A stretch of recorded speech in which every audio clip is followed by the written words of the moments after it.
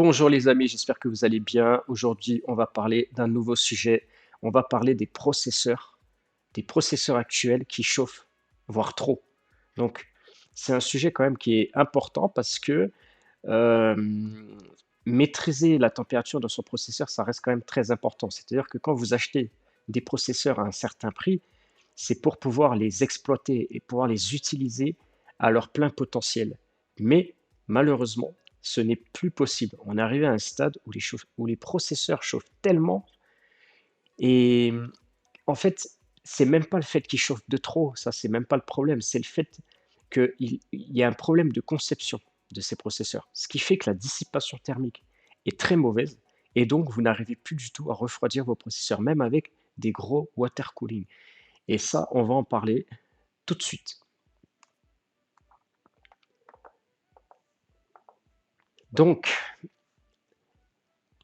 qu'est-ce qui se passe en fait? Qu'est-ce qui fait que vos processeurs chauffent autant? Alors, déjà, il y a plusieurs choses. La première chose, c'est qu'en général, les constructeurs augmentent un peu plus le voltage des processeurs et un peu plus les watts, voilà, pour en gros assurer une certaine stabilité à grande échelle. Voilà. Donc en général, si votre processeur, par exemple, est capable de fonctionner à 1,3 volts, eux, ils vont le pousser à 1,4 volts. Comme ça, ils sont sûrs qu'il n'y aura aucun problème d'instabilité et il n'y aura pas de retour à ce niveau-là. Voilà.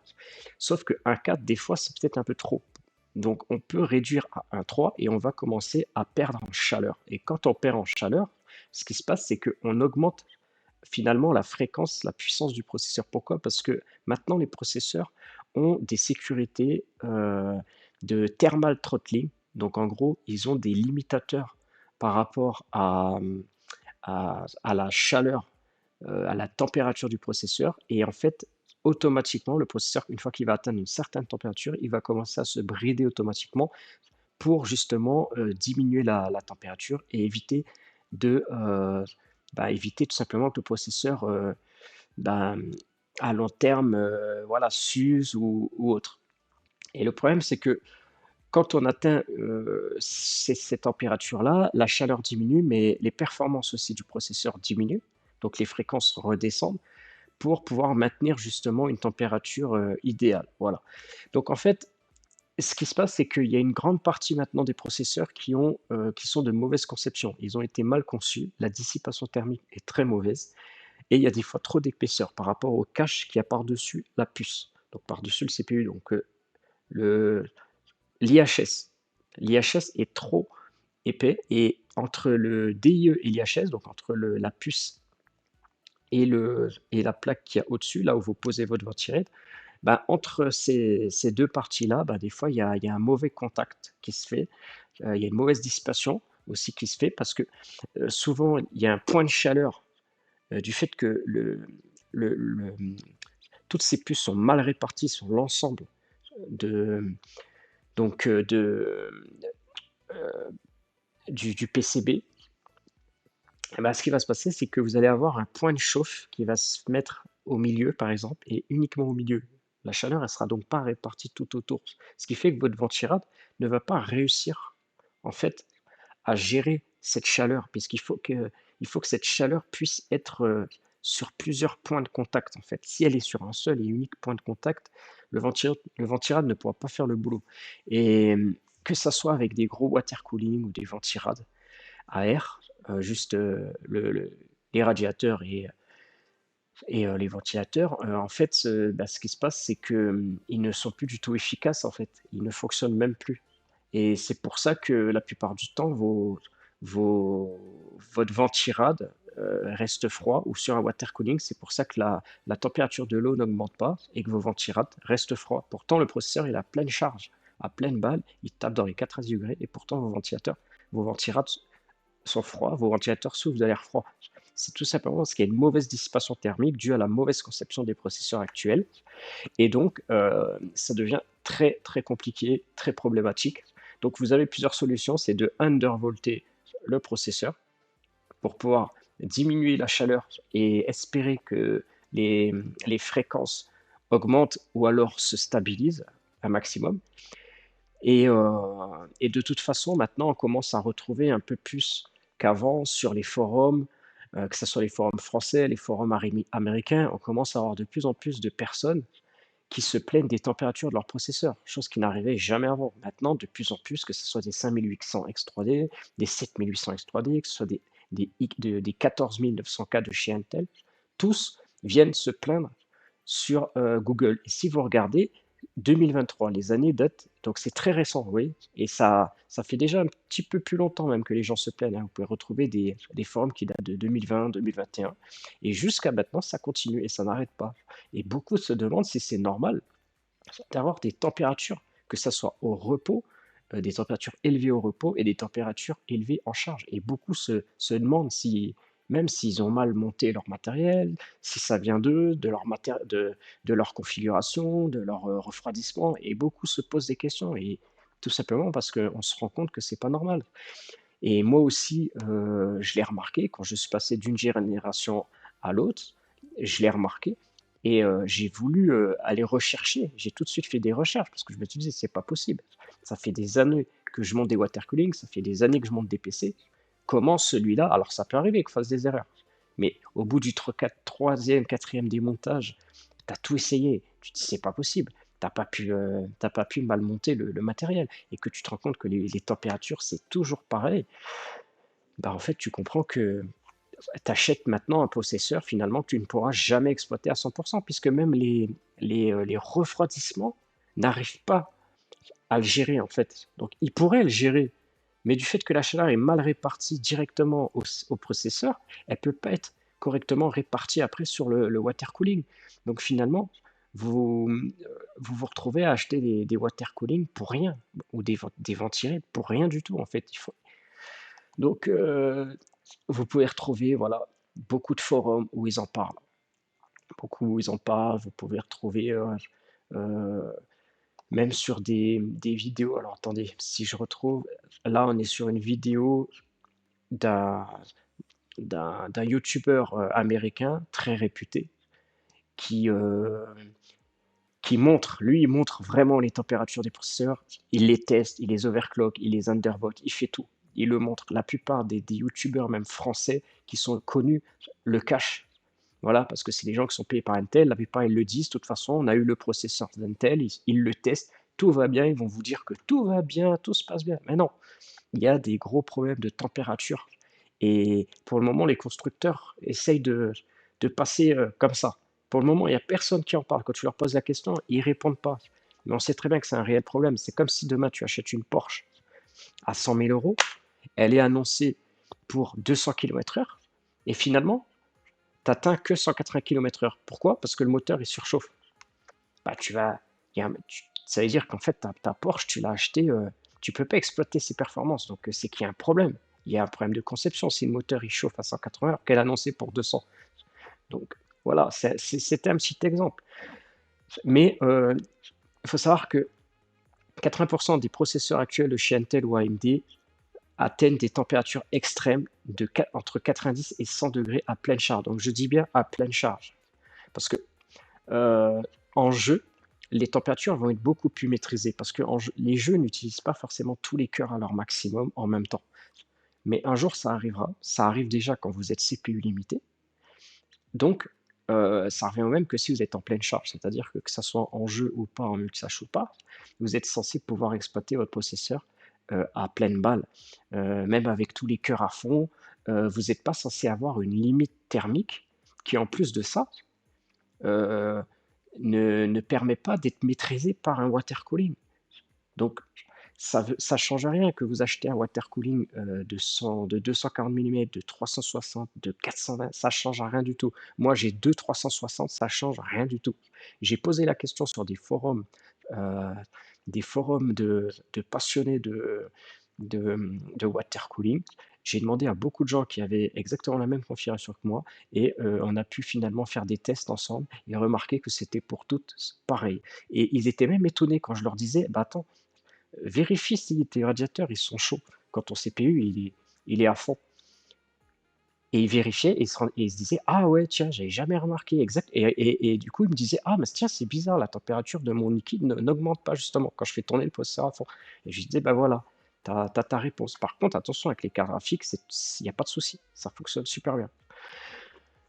Donc, quoi vous dire en fait? Ben, le problème, c'est qu'en fait, quand vous allez undervolter, vous avez une chance sur 2 que ça soit efficace par rapport à la qualité de votre silicium aussi du processeur. C'est ça qui va aussi dépendre, le fait de pouvoir descendre au plus bas. Donc plus bas vous allez pouvoir être, plus bas seront les températures, plus haut les fréquences, vont monter. Mais rien ne dit que la qualité de votre silicium et que votre puce puisse gérer un undervolting aussi bas et avoir une stabilité, à 100. Voilà, donc en fait, finalement, il faut trouver une espèce de juste milieu, mais clairement, on va pas dans le bon sens parce que là, ça veut dire que la prochaine génération, s'ils ont pas amélioré ce système, s'ils ont pas amélioré la dissipation, thermique de leur processeur, heu, je vous assure qu'on va se retrouver avec des processeurs, au repos qui tapent du 50-60 degrés et en pleine charge, qui vont taper du 90 ou du 100 degrés parce que c'est bridé, parce que sinon clairement ils monteraient à 150 degrés, hein, les processeurs. Mais ils sont déjà bridés à 90-100 suivant les marques. Chez AMD c'est 90. Mais les 90 on les atteint en un pic. On fait un stress test du CPU, le pic de 90 degrés est atteint en 2 secondes. Vous imaginez, hein? En 2 secondes. Euh, voilà. Donc, quoi vous dire de plus? Franchement, quoi vous dire de plus? Moi, personnellement, je vous le dis franchement, pour moi, c'est une grosse arnaque. Clairement, les mecs, ils ont pas bossé. C'est un peu comme les câbles, là, vous savez, les câbles des RTX 4000 là, qui brûlent, c'est des câbles qui n'ont pas été testés. Ils ont envoyé ça comme ça. Ben ça, c'est un peu pareil en fait. Ils ont pas testé, ils ont balancé ça comme ça, ou ils se sont dit: «Ah, ça va être trop compliqué de dissiper correctement tout, de faire tout correctement, c'est pour ça, ça va prendre plus de temps, faut encore l'étudier, il va falloir tester sur plein d'autres circuits». Non! Ils se sont pas fait chier mec, ils ont dit: «On vous balance des processeurs, posez n'importe quel water cooling, ils seront efficaces qu'à 30 de toute façon, voilà, on a rien à foutre». Donc moi, je trouve pas ça normal. Et je peux vous assurer qu'avec le 14900K, même en undervoltant, si vous regardez cette vidéo, même en undervoltant et en faisant toutes les manips possibles, parce qu'on est de plus en plus bridé, on peut plus tout faire comme avant maintenant, et ben même avec ça, heu, certes, il récupère de la fréquence, il arrive à avoir une certaine stabilité, mais on voit que les températures sont encore très élevées. Il faut pas oublier un truc, c'est qu'en été, c'est 10 degrés en plus, des fois plus.